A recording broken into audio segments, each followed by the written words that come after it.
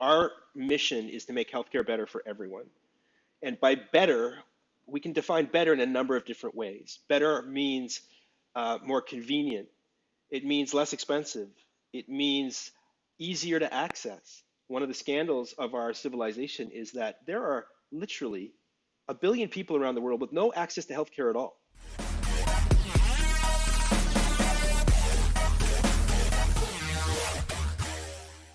Perfect, Robert. Hey. Hey. How you doing, man? Welcome to the show. Thank you.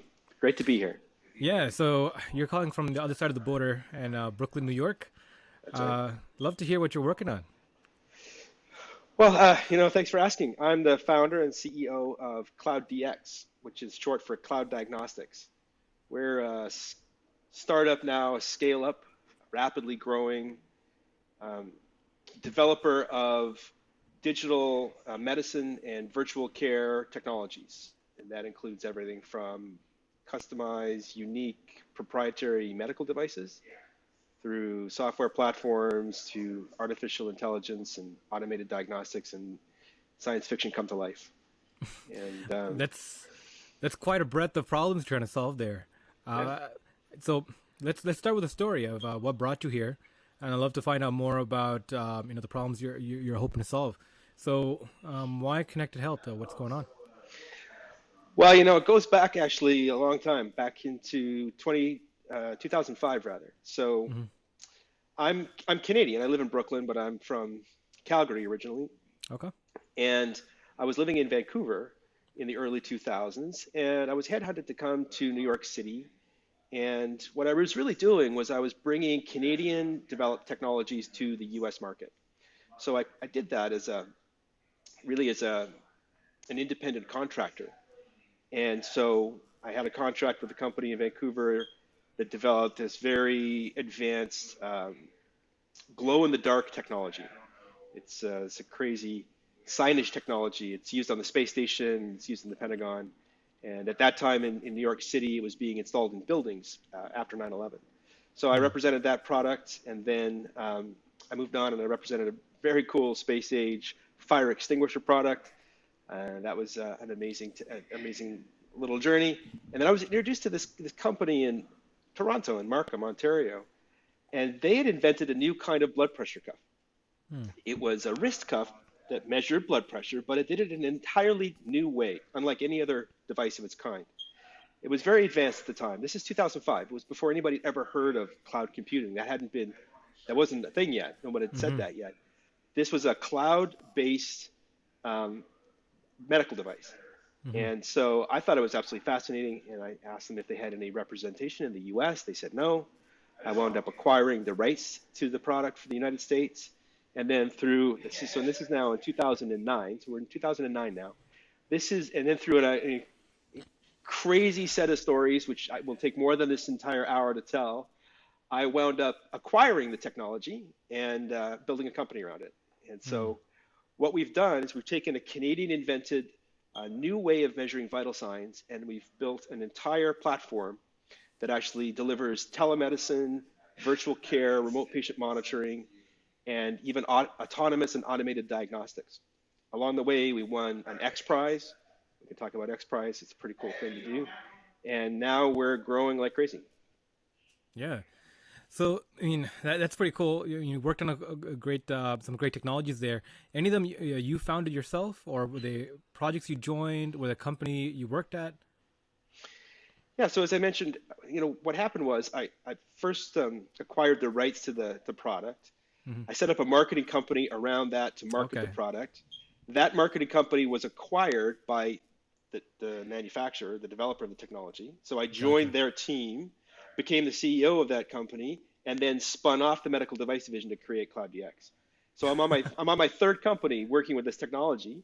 And two of those companies, one of those companies I was the CEO of, and two of them I was the founder of. That's amazing. I mean, that's quite a journey.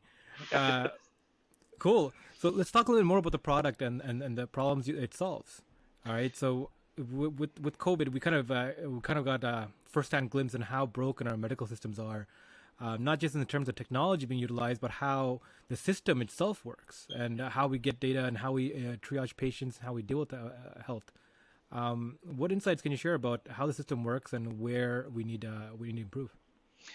Well, the whole healthcare space, the whole medical industry is very conservative for good reasons. It's resistant to change, it's resistant to innovation because the last place you want to, move fast and break things is in a hospital. So, it's almost always giant multi-billion-dollar companies that introduce new technologies like MRIs and EM and electronic medical records. It's very rare that a new startup can come along and kind of shake the foundations and move the needle with something completely different. We've been working on it for many years up until last year in 2020 when COVID changed everything. And we found that ourselves. Previous to COVID, we were deploying our technology for a very specific use case, which is chronic care management. So the idea is to take care of people, almost always older people, who live at home. They have a chronic illness. They're going to be living with that illness for the rest of their lives. Monitoring can help them to live a longer, more productive and higher quality life. That's been well proven. That was kind of the market at that point. And then like a switch in March of last year, exactly a year ago, everything changed. All those sales presentations and all those sales calls dried up. They all disappeared. Nothing happened for about 3 weeks, and we were kind of freaking out, starting to panic, like, what are we going to do? And then the phone started ringing. It hasn't stopped ringing since then because care went virtual overnight. You couldn't go to the hospital. You couldn't go to the doctor. There's one hospital system here at NYU here in New York City. It's a fascinating stat. From February to March, no, I'm sorry, from March to April of 2020, the number of virtual visits that they did in their hospital increased by 4,500%. It went from a few hundred to tens of thousands overnight. And so, all kinds of rules got loosened, reimbursements were ramped up, and on both sides of the border, the government said, look, we need to just, not see people. So we're going to have to do this by Zoom. We're going to have to do it by Skype. We're going to have to do it exactly like we're having this conversation today. And so what people, doctors, physicians, healthcare systems very quickly figured out is there's a limit to how much you can practice medicine over Zoom. We were having a conversation here. If I was a physician and you were a patient, I could ask you how you feel. You could sort of hold yourself up to the camera and open your mouth. But it's pretty limited what we can do here.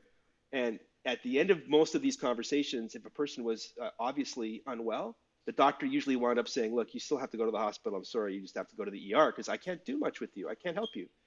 They needed data. They needed information more than just a video conference. They needed vital sign information.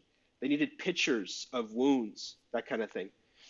And so we got the call. And this is what our technology does. We deliver a kit to the patient's house. It consists of vital sign devices like our very cool, very proprietary blood pressure cuff, but also pulse oximeters, weight scales. We have a tablet computer with an app on it that's very easy to use. And that tablet computer has a camera in it where we can take photographs and upload all of that information up into the cloud. So we started, very quickly seeing everything from hospital systems to entire provincial governments wanting to deploy remote patient monitoring and a virtual care platform because Zoom conference is not enough. And so our business, of course, scaled very quickly. That's always a challenge. There's two big challenges when you're a startup entrepreneur and a founder. One is not having enough business. It takes forever to get the whole thing going. How do you find your first customer? How do you find your second customer? That's a very, very big, giant problem we all have. The other problem is having too much business. Suddenly going from 0 to 100 miles an hour, you have to hire people, you have to buy stock, you have to increase your systems. And we're in a very regulated space. Obviously, healthcare is governed by the Health Canada, the FDA. There's privacy regulations, security regulations. There's ISO certifications required. We're audited every year for all for quality management, and so it's not trivial to go from 6 or 7 or 800 patients on the system to several thousand patients on the system. A 700% increase in our patient base in the matter of 7 or 8 months. But this is how you got to do it. When opportunity knocks, you have to answer the door. Yeah. So now, what happened was we went from that very narrow use case of chronic care management, just taking care of that one thing, to now being, a universal toolkit. Remote patient monitoring today is being used for patients who are about to go for surgery and then who come home from surgery.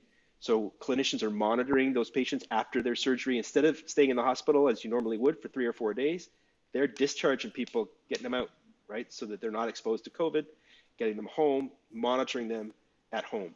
We're taking care of folks who have COVID. We have all kinds of clients now who, rather than keeping a person in the hospital if they're not on a ventilator and they have a relatively mild form of COVID, they're sending them home with our technology, and they're being monitored at home by a nurse in the same way they would be in the hospital. They're just as safe, but they're isolated. They're not able to infect other people, and everybody loves that. No one likes to be in the hospital. You'd much rather be at home, and still the clinicians know that they can take proper care of you and that you're going to have a good outcome. So that's the world we're in now. I mean, you gave us a lot to digest there, and I want to break this up because I think there's a lot of gold in the issues you kind of outlined. Sure. First of all, more on the technology, more on the space, like that particular problem you experienced of growing so fast, especially in a very conservative industry that you're in. I think that's very interesting because we don't talk about it enough. A lot of times we hear about startups failing because they run out of money. They got the wrong advice. They made the wrong moves. They couldn't move fast enough, out-competed by a bigger competitor. But the idea of failing from growing too fast is not talked about enough. Companies have experienced that. I have experienced that with one of my past companies. You can grow and get burnt out by it, right? Like if you don't manage it properly. So I'd love to hear about that particular struggle of how you dealt with that.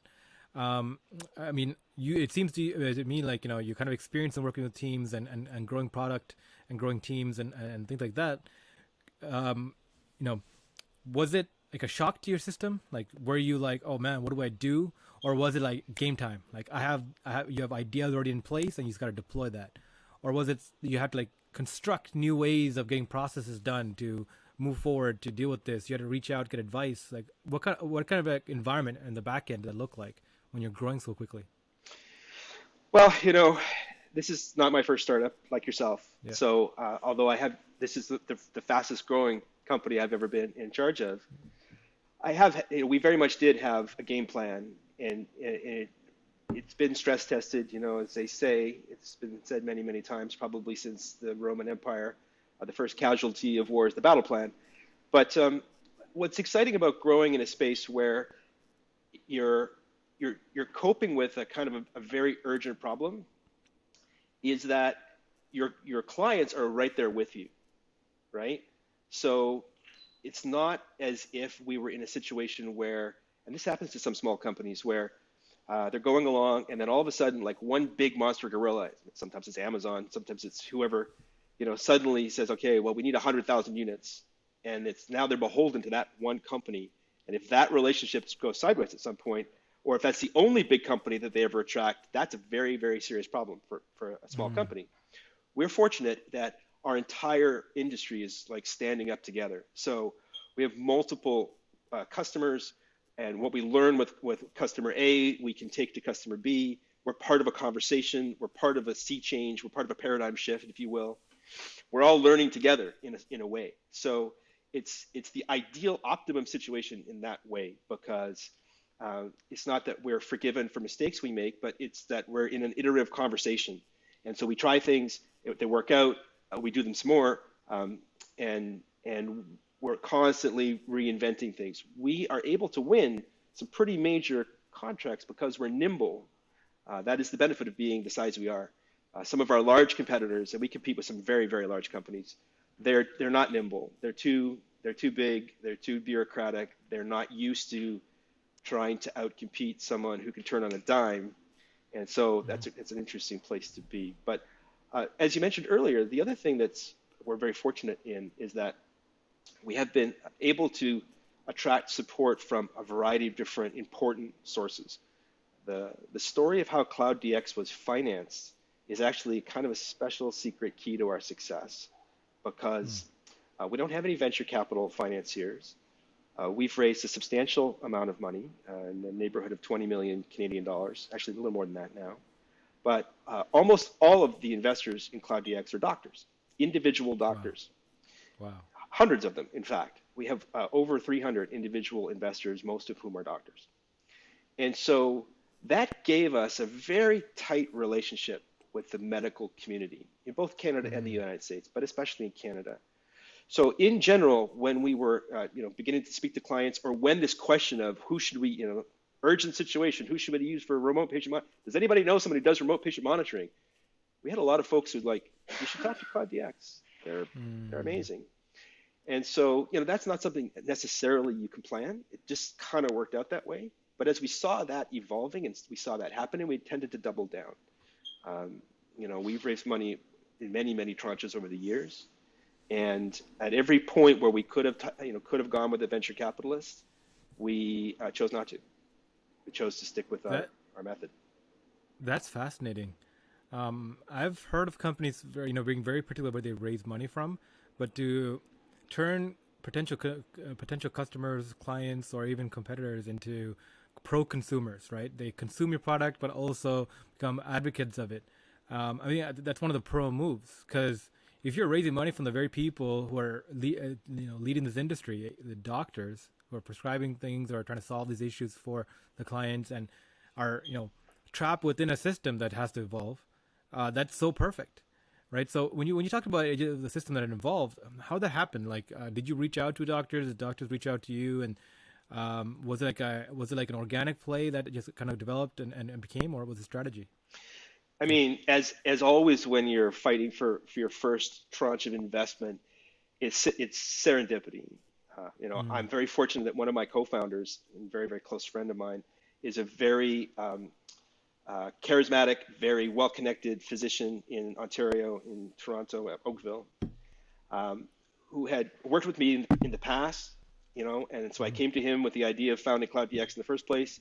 And I wanted him to not just be like, an employee, or not just be even a partner. I wanted him to be a co-founder, and having him be there for us as a co-founder, co-owner, meant that his Rolodex was open, and he had the medical chops to explain to those first early friends, and literally friends, family, colleague investors, the ultimate vision, what we were really trying to do. And they bought into that vision. And because our technology really is revolutionary, it really does things no other technology does, then we were in a position to really deeply impress some early adopters and investors. So I remember very clearly in one case where a colleague, again, not even an employee, was in a medical situation, was able to show a physician how our technology worked. The physician was a cardiologist. He'd never seen anything like that. He said, tell me more. And within a week, that gentleman wrote a six-figure check. And is one of our earliest. And then not only that, adopted our technology and is one of our earliest adopters and strongest supporters in the community. So, you hope for these things. It's hard to plan for them.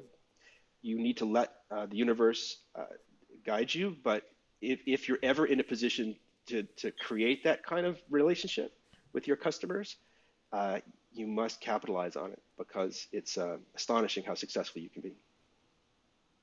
That's inspiring. I like this model that you're utilizing, because when it comes to like raising capital, like they always tell you, especially early on, it's so important who you raise from. Like who you raise from is more important than the actual money. We talk about these ideas of strategic investors, people who come provide like particular value to a company more than the capital. And it's becoming more of a thing. There's a whole industry coming up around it called capital as a service, right? Like Clearbank and all these companies that partner with you. Right. They give you capital, but they also give you a service with it. They do something for you. Yeah. And I think what you have built around you is like a network of supporters, of advocates, the ultimate advocates, people who buy into the firm and then want to support it.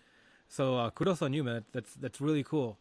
Thank you. But going back to the technology and what you guys are building here, what does it mean for you to have like a connected health environment? Like personally, are you afraid that eventually when you're gonna need it, you rather have a system that's there you picture somebody that you're solving this problem for? Either yourself, future generation, someone in the past? I have a great analogy. I mean, first to answer that question, there is no particular person that, affected me deeply in the past or anything like that per se. We all know people who have in our past, our parents, grandparents, aunts, uncles, great grandparents, who potentially at the end of their lives, did not pass in the way that we would want ourselves to pass. I know that right now in our current civilization, growing old is not a lot of fun.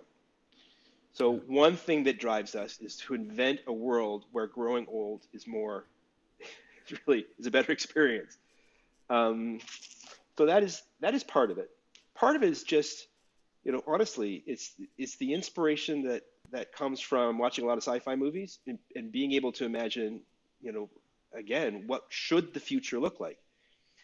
And here's the analogy that I use sometimes, and it's actually kind of fun to roll out. Imagine online banking. We all do online banking. We're always on the computer, moving money around, paying bills. It's second nature to us now. We don't even think about online banking, but it is a bit of a technical miracle that we trust every penny of our savings and every penny we make to this system that we don't even understand how it works. So imagine if telemedicine was like online banking. If that were the case, if you wanted to actually, imagine, what I mean is if online banking was like the current state of telemedicine, okay, imagine that. What that would mean is, in order to do a transaction, you would first book a Zoom call with a teller. So we'd be like this, we'd be having a Zoom conversation with the teller. They would verify stuff, they would verify your identity, and then you would fax them some documents in a fax machine and sign some different things and then they would arrange for you to pick up your money at a storefront somewhere. You have to get your car, go drive to pick up your money. That's how telehealth works right now. You do an online consult with a doctor. Maybe they send you a prescription. You have to go to a drugstore, pick up the prescription. I mean, it's not actually a technological solution. It's taking the brick and mortar solution and moving it piecemeal into a computer. What really has to happen is what happened to online banking, which is if you need healthcare, you interact with technology and you get healthcare, and it's that simple, and it's totally seamless. So you have an autonomous conversation with an artificial intelligence. They diagnose you, and then an Amazon drone drops off your prescription. Or you're able to do your imaging yourself with technology, and your home provides that technology, so you can get care without any other humans involved. That, in fact, is the vision of the future that we're participating in creating. Autonomous diagnostics, artificial intelligence, augmented reality, and it really was inspired by the Tricorder XPRIZE competition, which I can tell you about if you like. The XPRIZE is a foundation in California. A lot of folks have heard of XPRIZE. The first XPRIZE was for human spaceflight, the Ansari XPRIZE, and it was a $10 million competition for the first company that could send a human into the edge of space twice in a row in 1 week. The winner of the Ansari XPRIZE was a company called Scaled Composites, which was partly owned by Paul Allen, one of the founders of Microsoft. They sold the technology to Richard Branson, and it became Virgin Galactic. So the $10 billion market cap Virgin Galactic space enterprise was the winner of the first XPRIZE. Our XPRIZE was the Tricorder XPRIZE. So what we signed up to do was invent a working Star Trek medical tricorder, just like Dr. McCoy used on the show, that could autonomously diagnose diseases, could constantly monitor vital signs without any input from a human doctor. There were 330 teams that signed up for that XPRIZE. It took 3 years. There were 3 winners, one of which was CloudDX. And now we're commercializing the technology that we invented to win the Tricorder XPRIZE. Man, that's amazing. Yeah. That's one of the coolest stories I've heard. So, okay, so, man, you got me all worked up here because one of the things that really excited me about this industry, right, was a study that came out a few years ago.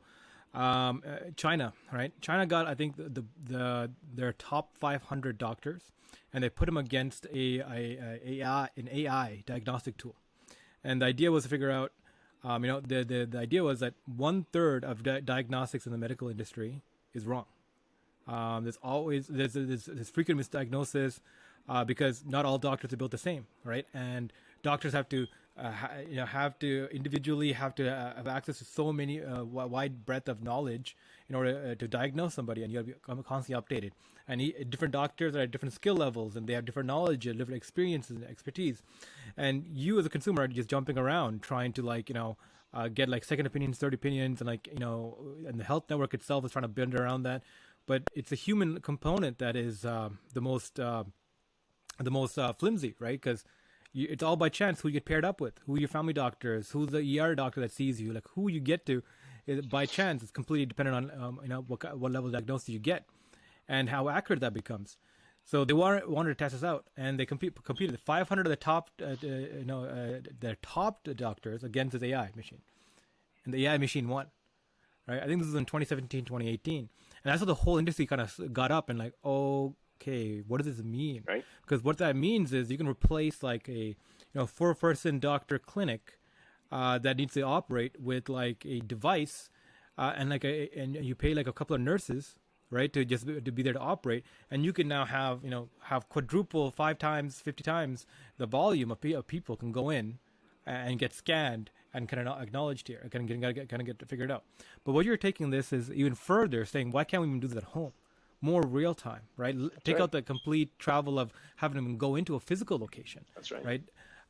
The plaza model, the replacing the actual family office. We've heard that before, but I think what you're talking about is truly ambitious. Is how do we turn one of these into a diagnostic tool, right? That you can carry around and get real feedback from. And I think it's really a holy grail of health, right? When Apple. Thing with Apple Watches, like if you wear them, they can within 5 to 15 minutes and ahead of time they can detect a heart attack based off of measuring your impulses of how your heart's beating and detecting irregularities. It's trained its algorithm to a point where it can automate that, and that's why almost a vast majority of Apple Watch users are actually geriatric patients, right? Using it as a connected health device. And imagine what we can do if you can, get like like the world's best doctor, or a combination of all the best doctors, but you have access to them always monitoring you and getting you feedback. There's that being able to jump on top of things before they happen. It's so instrumental. It's true. I mean, it's again, you think about what the future should look like. Absolutely. Our mission is to make healthcare better for everyone, and by better. We can define better in a number of different ways. Better means more convenient. It means less expensive. It means easier to access. One of the scandals of our civilization is that there are literally 1 billion people around the world with no access to healthcare at all. Yeah. Right? They live their entire lives, and the closest they can get is boiling some bark, and they just have nothing. They have nothing. It's astonishing, really. 2 billion people around the world are infected with tuberculosis. We have a tool that's currently in clinical trials that can help detect tuberculosis just using a smartphone. It's part of our tricorder. And the problem we're solving with that tool is that 10 million people get sick every year, and 1.4 million people die every single year from tuberculosis. It's as big as the COVID pandemic every single year, year after year after year. That has a technical solution, and we hope to be part of that. So there's no question that as we live our lives, as we get older, we're going to be using these tools more and more and more and more. Having said that, you cannot pull the human doctor out of the equation entirely. Many studies and surveys have been done saying that the vast majority of people are not comfortable only receiving medical care from technology. They need that human touch. They need that empathy. They need to know someone actually is caring for them and taking care of them. Doctors and nurses are not going anywhere soon. But when you talk to doctors and nurses, they'll tell you that there's big parts of their job they hate. I know that because I have 300 plus doctors who've invested in my company. I talk to doctors every single day. And they love that part. They love the part about caring for people. They love the part about being part of people's lives. What they hate is they hate the paperwork. They hate the bureaucracy. They hate the boring, repetitive, seeing you for 5 minutes, writing you a prescription for something, seeing you for 5 minutes. They hate that part. So part of the reason we have so many doctors supporting Cloud DX is that our mission is not to replace doctors. Our mission is to make healthcare better for everyone, including doctors and nurses. And we do that by allowing them to be more human. We reduce the bureaucracy. We use technology to make their jobs more efficient. So our technology for the foreseeable future isn't going to completely replace the doctor. It's going to augment the doctor. It's going to give the doctor and the nurse and the respiratory therapist and the physical therapist, it's going to give them superpowers, knowledge at their fingertips. They're going to know more about you. They're going to know your vital signs and how you've been feeling and your symptoms. They're going to know that for a whole period of time, rather than just for the 5 minutes they just met you and they're trying to take all that down and they're trying to measure all that stuff. They're going to have access to longitudinal data. We can combine that with genetic data. We can combine that with population data. So what's going on in your town, in your postal code, what's happening to people your age, people who have similar genetics than yourself. All of that is the kind of stuff machine learning algorithms just love. They just love to crunch that data, come up with patterns that are too complicated for normal math to see, that lead to faster care, better care, more convenient care at home versus in the four walls of the clinic. And that's the future we're talking about. Yeah, I mean, you're right. I mean, when you're talking about like what's possible now, we always have to augment the human element, right? And that's what's really interesting right now. How do you take the manual work out of any kind of job? I heard this quote recently. It's like the whole purpose of technology is to take what's available to the rich and democratize and give it to everybody. Right. Currently, if you're within the 1% of the 1%, right, your average lifespan is 10 to 20 years more the remaining than the human average, right? Sure. So the average right now is 70 years. If you're within the 1%, because of health, just because of the health network, you have the private facilities and the creature comforts, you have 10 to 20 years on top of the average. And if we could democratize that, be able to provide that, everyone actually benefits, right? The idea being that it's better to be a poor person now in today's society than like an aristocrat in like Henry V's era. Right? I have often observed that myself. I agree with you 100% on that front. Mm-hmm. And we see that in our work. One of the things we're doing is deploying new technology to places in Africa like Mozambique. And the interesting thing about the developing world is that quantum leaps can be made. You can be in an area that has zero access to technology, that doesn't have a phone, they don't have any access, and then you can plop in a cell phone tower, it's solar powered, and all of a sudden they have internet, they have telemedicine, they have access to the market stats, and they can know what their crops are going to fetch in the market.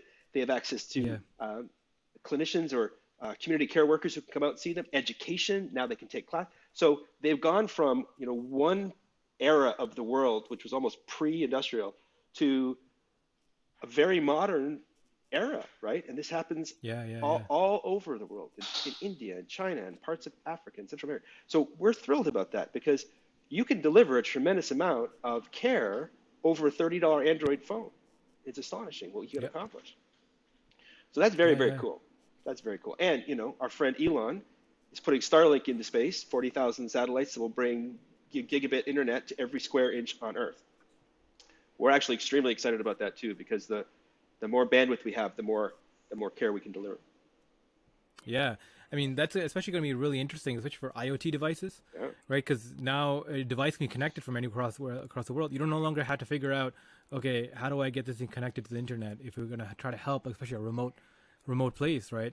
Especially Elon's like Starlink platform is going to be really interesting to how to rapidly reindustrialize the non-industrialized parts of the world. Well, what you're talking about, that rapid pace of urbanization, it's so interesting. Funny enough, I actually was something about this. Google released this, right? They did this whole study of the past 10 years, they've been trying so hard to chase the 4 billion people who are not connected to the internet and bring them into the connected world, right? Yep. And one of the studies they realized is that it doesn't matter how much utility they give them. It's like, hey, here's access to the internet. Here you can have access. You can read. You can watch. You can read. You can get all these tools. You can use this calculator thing. All these. They're like, yeah, this is cool and interesting, but really what got them as people to stick was entertainment. Of course. you get them YouTube and Yep, Netflix, they get absolutely. hooked on, and then Absolutely. everything kind of becomes a secondary benefit around that. Yep. So now, like Google, Amazon, Facebook, and Microsoft, the big four, what they're doing is trying to use the entertainment angle to try to get the top ones connected, like to get the bottom half of humanity who has not connected into the connected world, using the entertainment angle. But now Elon's trying to build this whole satellite network around Right. us, right? But Yeah.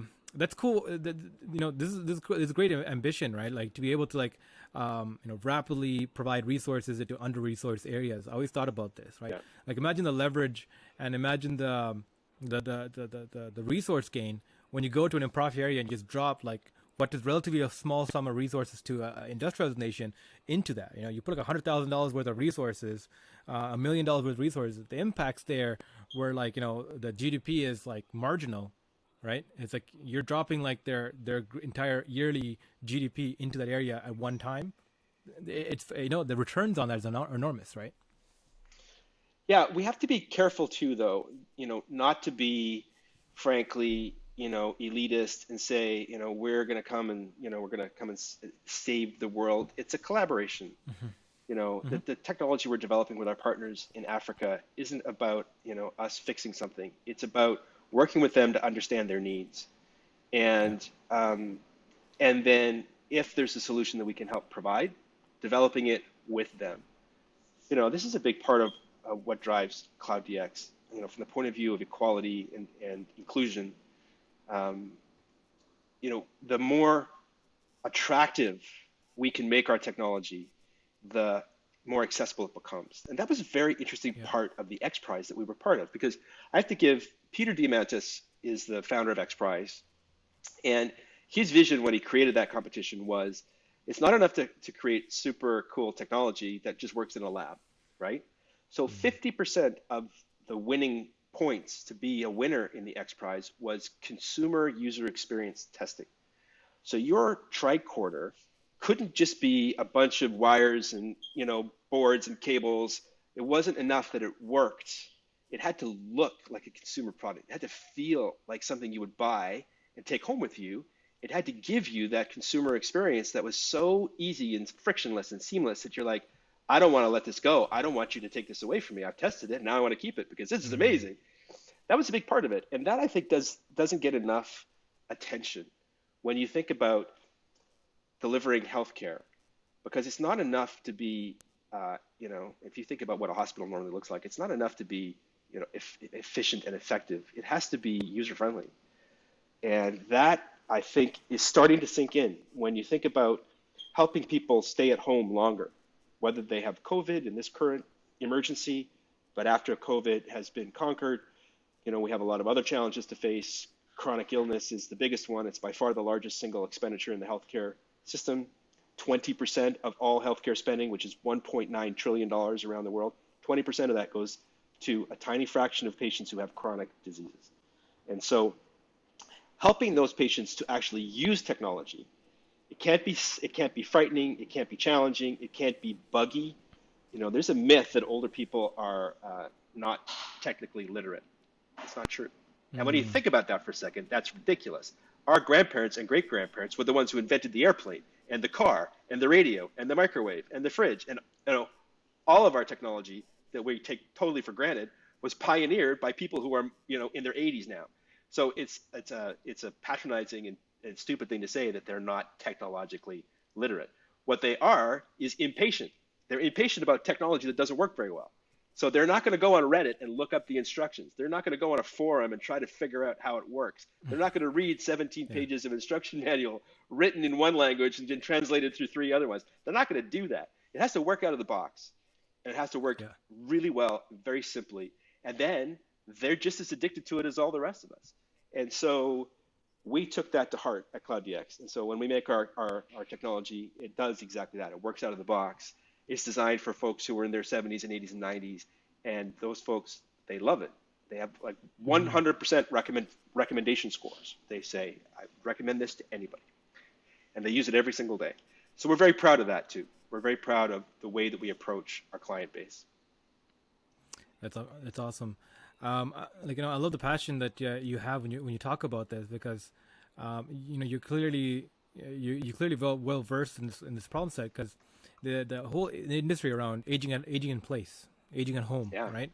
I think it's really a lot of potential. I mean, look what happened to all the long-term care facilities when Corona hit, right? We saw Terrifying, right? all the holes, right? Like Absolutely. it was there, but especially from the human element, right? Like, when people are aging and out of place, out of sight, they're not as taken care of. The people now look at this and say, most of the people that own homes, the class of people that own homes, are people retiring, right? Like the baby boomer generation that's aging up, and they don't want to go out, right? Like, Oh, previously it used to be like that you sell your property, you move into your kid's house, and the kids then ship you out into the retirement right. home, right? Or try to keep you at home if they can. Right.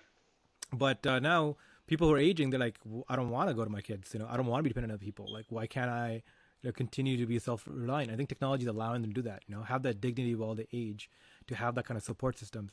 I've seen connected health devices, like, there's these infrared cameras you can put around your house, and if it's a sudden acceleration in your body, like, it'll track bodies, and it'll start acceleration, like, aka fall. It'll just automatically just ping someone to come and check upon you. Yeah. Right, and that gives that kind of security of someone watching over you without someone actually watching over you. Yep. Right, so connected health, I think, has a lot of different applications, a lot of different layers, and diagnosis is definitely the most interesting. Yeah, there's no question. I mean, as we develop these technologies, they all have to mesh together. And one of the things I love about our business is that, as much as we're fierce competitors, and we really are, Yeah. we also, though, are happy to collaborate. And so, more often than not, we will integrate with our competitors. We will. Yeah, sorry, I got a notification pop up saying the battery's dying. I'm like, I don't understand. Yikes. Yeah, so sorry, Robert. I mean, you were speaking, problem. about the importance of this and the industry as you see it. Yeah, so people ask me all the time, aren't you worried that Apple is getting into your business with the Apple Watch, detecting heart rate and in some cases blood oxygen and that kind of thing? The implication being that as soon as Apple turns their attention to a business, they dominate it, and the little companies are dead, and it's all over. And I push back hard on that because, first of all, although we build vital sign devices, that's the small part of what we do. The only reason we actually build our own vital sign devices is because it gives us data that no one else can give us. We are a data company. Very clear. We're a data company, a data science company. We're building an enormous lake of very, very interesting healthcare data that's anonymized, but it's easy for machine learning to work with to try and make healthcare better for everyone, obviously. So we're not scared of the Apple Watch because Apple publishes an SDK. We can integrate with the Apple Watch. If people really want to use their Apple Watch and be on our system, we can make that happen. And that's true of other companies that make vital sign devices. So we integrate with the best, but we go beyond that and create technology that does things that the others don't do yet. We hope to actually break new ground. The biggest possible compliment we could ever have is if a company like Apple or a company like Amazon or a company like Microsoft tries to rip us off. Because first of all, we have patents that we can hopefully defend. But secondly, it means we're onto something, right? Like, if our way of doing things becomes so powerful that other companies start to copy us and try to find ways around our patents, that means we've changed the world. That is actually what we're trying to do. Super. So that would be very cool. Yeah, I mean, that's a very good way of putting it. I mean, we hear data being thought of like as a new oil, right? Everyone's trying to get it. Everyone's trying to try to value it, right? Can we dive into that side of the economy right now, especially with like health data, right? Because health data is so precious. Yuval Harari, the Jewish, the Israeli historian, right? He wrote the book Sapiens and Homo Deus, like the future of mankind, and he talks about like healthcare data being one of the most precious forms of data, because with healthcare data you can have an insight into human biology, how people work, what illnesses they have, how they think, how they interact with the physical world. There's so much so much richness to that, and with that, I mean, you can literally like if merge with machines. Can have like a blueprint of how a person operates, right? And Maybe. right now, the biggest leader in data and data management is like Facebook, right? They utilize our like data from different aggregated from different sources to figure out how to sell us ads, right? That's what's Not always for good, not always for right? good, Potentially, right? right? But one of the things I want to talk about is like data and the potential behind it, right? Healthcare data, like how do we protect it? How do we securitize it? But also, how can we utilize it, right? Once we have like, our data sitting in the cloud that's gonna be accessible, what does that look like to the connected health world, right?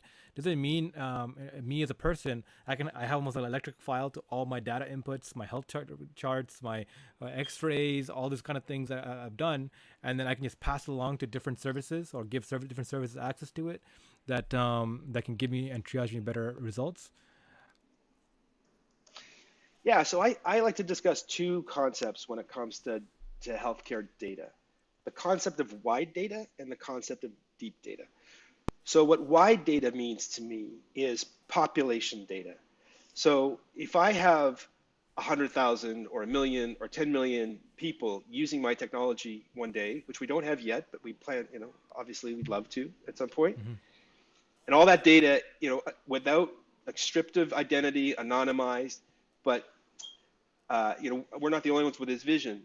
During the early part of the pandemic, there's a company called Kinsa that makes a connected thermometer, and they were able to prove with an actual published study that they could detect the presence of COVID-19 patients about 5 to 7 days before the testing started to really show that. So they could see a hotspot pop up before the tests came in and proved that it was there, because they had that data, that population-based data. This is not a new idea. Again, Google has shown in another study that just by finding out where most people are Googling flu symptoms, they could predict flu outbreaks. Now take that idea and multiply it by a billion. So imagine now we have enormous amounts of data on millions of people. We have their ECG readings. We have their temperature readings. We have surveys they filled out about their symptoms. We have their location, accelerometer and gyroscope data that shows their gait, their air quality data. We take all of that data and we start stacking it up one on top of each other and making connections using machine learning, so that we can start to say, not just in the next 10 minutes, but in 10 years, this area, these people are going to have lung cancer. They're going to have more lung cancer than statistically they normally should because of these factors, or they're going to have some other bad outcome. So the whole idea is to get ahead of bad outcomes, right? Mm-hmm. The earlier you can possibly learn about a potential bad outcome, the more time you have to take action. Change lifestyles, change diets, improve access to fresh food, improve living conditions. We often forget that healthcare is more than just drugs and hospitals and splints and doctor's offices and surgery. Healthcare includes having a roof over your head.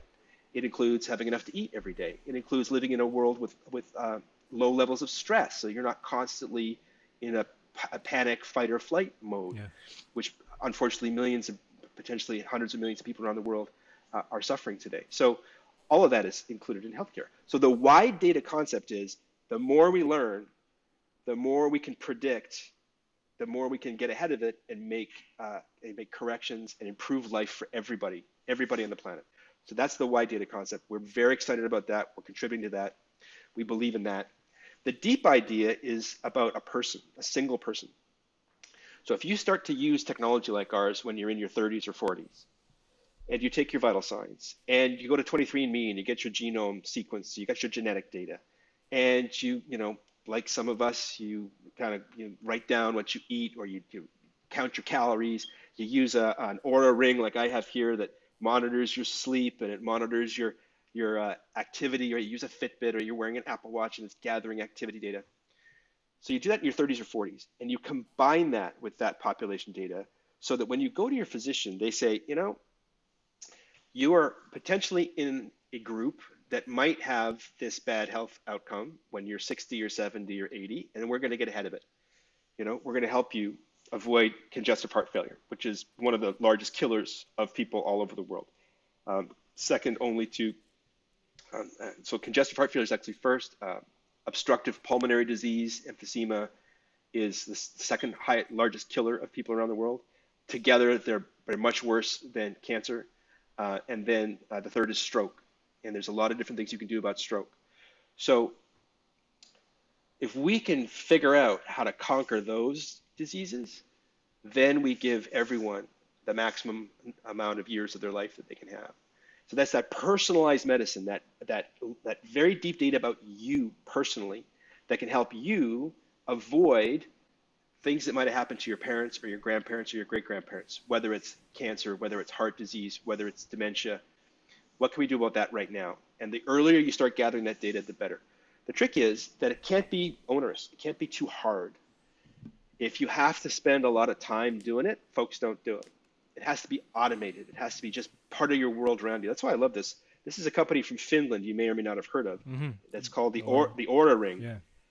And when I found this, I was like blown away. This is some of the coolest tech I've ever seen. I've met the founder. I met him at a trade show years ago. We were both starting our companies. Really, really great company. This is the kind of thing where you don't even notice it. You know, it's just a ring. You don't even, doesn't look like tech. And yet it's gathering a tremendous amount of really interesting information. And so, you know, we're working on that concept. We have wearables in the lab and in the clinical trials that will eventually, I hope, look like jewelry, but will gather the same amount of data as an ICU bed in a hospital. Yeah. And we'll be able to give you that. So when you combine wide data and deep data, now you're really talking. Now you're talking about. You get insight. You get deep insight. Not only about yourself, but where you fit into the bigger picture.